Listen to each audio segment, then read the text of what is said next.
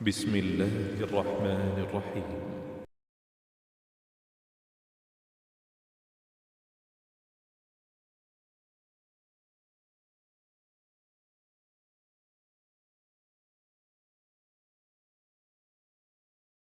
بڑی چیزیں سنتا رہا،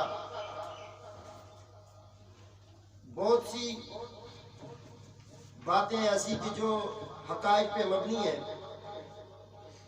اس سے روگردانی نہیں کی جا سکتی۔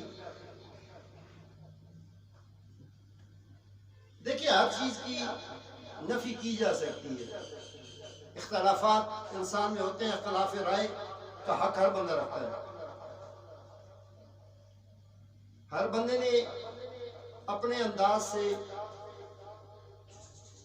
کسی نے گالیاں دے کے اس کو برا بھلا کہا، کسی نے کیا، لیکن جو بات قرآن و حدیث سے ثابت شدہ ہے اس سے روگردانی نہیں کی جا سکتی۔ لیکن ایک پوائنٹ اس نے ہائی لائٹ کیا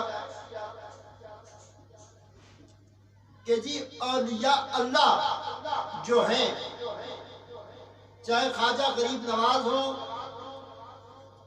چاہے داتا گنج بخش اجویری ہو، بابا فرید گنج شکر ہو، جتنے اولیاء کا یہ نام لے سکتا تھا اس شخص نے نام لیے۔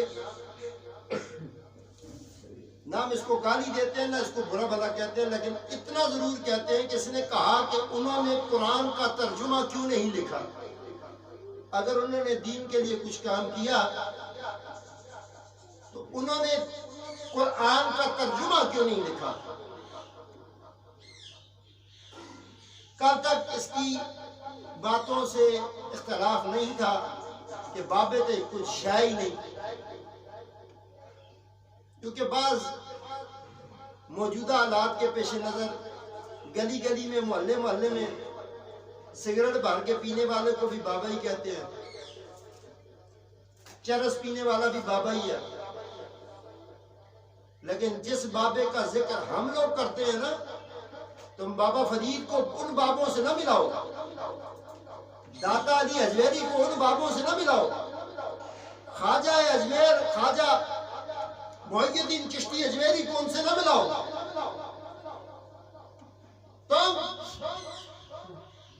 پیر مہر علی شاہ صاحب گولڈا شریف والوں کو ان سے نہ ملاؤ، تم پیر سید محبوب علی شاہ صاحب ان کو ان بابوں سے نہ ملاؤ۔ کہتے ہو کہ قرآن کا ترجمہ لکھا کہ نہیں لکھا؟ بھائی صاحب، بابوں کا ذکر تو بعد میں کرو، ہمارے تو بچے بھی ہمیں بابا جان کہتے ہیں،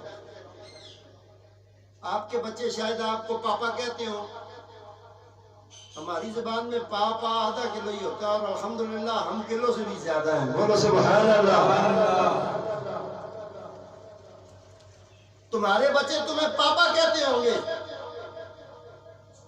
ہم جن بابوں کا ذکر کرتے ہیں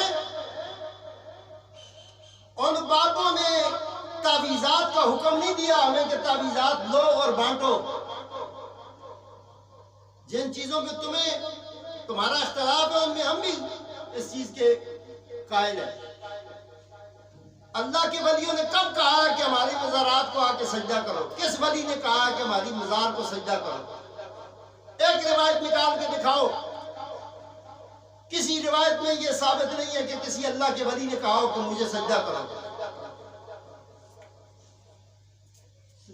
تم ولیوں کا انکار کیسے کر سکتے ہو؟ قرآن میں حضرت خضر علیہ السلام کا واقعہ موجود ہے۔ سورۃ کہف کے اندر ایک طرف نبی ہیں اور ایک طرف ولی ہیں۔ یہ حضرت ذوالقرنین کے خالہ زاد بھائی ہیں، حضرت خضر علیہ السلام۔ ولیوں کا مقام تم کیا سمجھو؟ کائنات میں 3 ولایتوں کا اقرار ضروری ہے۔ پہلی ولایت اللہ ولی ہے، قرآن میں لکھا ہے۔ نبی بھی ولی ہے، اور علی بھی ولی ہے. بولو سبحان اللہ. یہ ولایت صاحب آپ کو اگر نظر نہیں آتی تو حضرت خضر کے قدموں میں بیٹھ کے پوچھ لے. آپ تو ولی تھے, موسیٰ علیہ السلام نبی تھے, آپ نے بچے کو کیوں مارا؟ آپ نے کشتی کا پھٹا کیوں توڑا؟ آپ نے دیوار کیوں چڑھائی؟ پوچھ لیتے. نبی کا رتبہ تو آپ کے معیار کے مطابق بڑا ہوتا ہے ولی سے. تو صاحب ولی کا معیار اگر آپ کو سمجھ نہیں آتا, جہاں کھول کھول کے روایتیں حضرت علی کی بیان کرتے ہو, تو علی تو ولی ہے. قیامت والے دن جب نامہ اعمال ہاتھ میں دیا جائے گا تو یہ روایت آپ نے بیان نہیں کی, وَقِفُوهُمْ إِنَّهُمْ مَسْئُولُونَ عن ولایت علی ابن ابی طالب. وہاں ولایت کا ذکر ہے. تو یہ جتنے بھی کائنات میں تمہیں ولی نظر آتے ہیں نا, بابا فرید سے لے کے داتا گنج بخش اجمیری, بابا فرید گنج شکر, نظام الدین اولیاء, شاہ شمس تبریز, بہاؤالدین زکریا ملتانی, پیر محبوب علی شاہ صاحب, ان اولیاء کے فیضان کو تم کیا سمجھ سکو گے؟ تمہیں کیا ادراک ہے کہ ولی کا مقام کیا ہوتا ہے؟ جس کا باپ ولی ہے, جس کے بارے میں سوال کیا جائے گا, وَقِفُوهُمْ إِنَّهُمْ مَسْئُولُونَ. میری مراد امام حسین علیہ السلام سے. بڑے ترجمے پڑھنے والے ہو, کربلا میں بتاؤ نا, تمہاری طرح شمر بھی تو قرآن پڑھنے والا تھا. قرآن کا ترجمہ لکھنے والا نہیں تھا, قرآن فہمی والا تھا. زبان ان کی قرآن والی تھی. اس علاقے میں رہتا تھا جہاں قرآن کو بغور مطالعہ کرتے وقت ٹینشن نہیں تھی, لینگویج بھی وہی تھی. انجینئر صاحب حسین ابن علی نے قرآن کا ترجمہ نہیں, قرآن کو نیزے پہ پڑھ کے سمجھایا ہے. قرآن, نماز, روزہ, زکوٰۃ, حج, اس پر میری ایک مکمل ویڈیو یوٹیوب پر موجود ہے. آپ کا کلمہ کب پڑھا جاتا ہے؟ جب آپ جرگوں میں جھوٹا قرآن اٹھاتے ہیں. آپ کلمہ تب پڑھتے ہیں. مجھے ایک شخص نے کہا حضرت ابو طالب نے کلمہ نہیں پڑھا. میں نے اس سیانے کو کہا پھر آج فیصلہ نہ ہو جائے. کہا کیا؟ میں نے کہا ان کو تو چھوڑو, اگر میں ان کو مسلمان کہتا ہوں تو تم مجھے کیا کہو گے؟ کہتا ہے آپ کو میں کافر کہوں گا.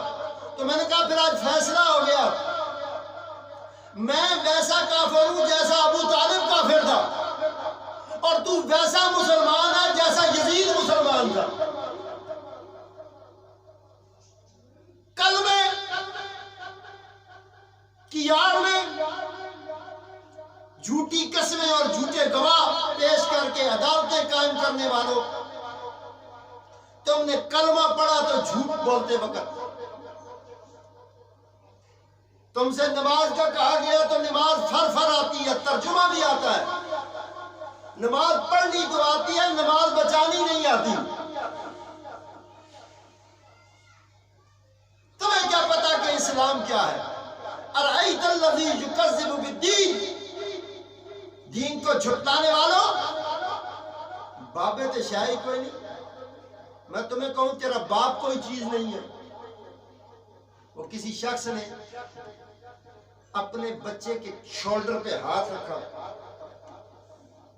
ایک بابا جی نے اپنے بچے کے شولڈر پہ ہاتھ رکھا اور پوچھا, بتا دنیا کا طاقتور کون ہے؟ بتا. اپنے جوان بچے کے شولڈر پہ ہاتھ رکھ کے نا بابا جی نے پوچھا بتا دنیا کا طاقتور کون ہے؟ اس نے کہا ابا جی میں. بولو سبحان اللہ. اونچی آواز سے بولو سبحان اللہ. سبحان اللہ. شخص سے پوچھا بتا دنیا کا طاقتور کون ہے؟ اس نے کہا میں.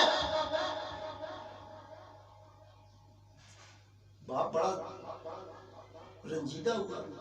یار پتر میرا ہے, مجھے تو اس نے اوقات ہی کوئی نہیں دی, اہمیت ہی نہیں دی. وہ خفا ہو کے جانے لگا کہ وہیں رک کر پوچھنے لگا بتا پتر دنیا کا سب سے زیادہ طاقتور کون ہے؟ اب وہ دور کھڑا تھا باپ. وہاں سے بچے نے دیکھ کے کہا ابا جی تسی. اس نے کہا پتر پہلے میں نے تجھ سے پوچھا تو کہتا ہے میں, اب تو کہتا ہے تسی. کہا جب آپ نے پہلے پوچھا تھا آپ کا ہاتھ میرے کاندھے پہ تھا تب میں دنیا کا طاقتور تھا. اب آپ نے ہاتھ اٹھا لیا, اب میری طاقت نہیں رہی, طاقت آپ کے پاس ہے. بولو سبحان اللہ. سبحان اللہ. ہم تو باپ کی عزت کرنے والے ہیں, ہم تو چاچے کی عزت کرنے والے ہیں, ہم تو اپنے تائی کی عزت کرنے والے ہیں, ہم تو محلے کے بزرگوں کی عزت کرنے والے ہیں. اور تو کہتا ہے کہ بابے تو شاہی کوئی نہیں. اور سنو وہ کیا شے ہوگی کہ جو کسی کو عزت نہ دے. ہم تو اس چیز کے قائل ہیں کہ حضور نے فرمایا تیرے کوئی تھوڑا سا بھی کام آ جائے نا, مجھے کوئی تھوڑی سی بھی تیری مدد کر دے, اس کا شکریہ ادا کر. ہر جزاء الاحسان الا الاحسان. احسان کا بدلہ احسان ہے. ان اولیاء کا فیضان پوچھنا چاہتے ہو تو حسین سے پوچھو. کربلا میں حسین نے قرآن کو لفظی ترجمے میں نہیں لکھا. جنہوں نے ترجمے سے قرآن کو پڑھا ہے وہ تو کہتے ہیں کہ نبی سے دعا کرانا بھی جو ہے نا وہ ضروری نہیں ہے. وہ تو حضور کا بھی کہتے ہیں کوئی شے نہیں, اور جو حضور کو کہے کوئی شے نہیں وہ ساڑھے واسطے کوئی شے نہیں.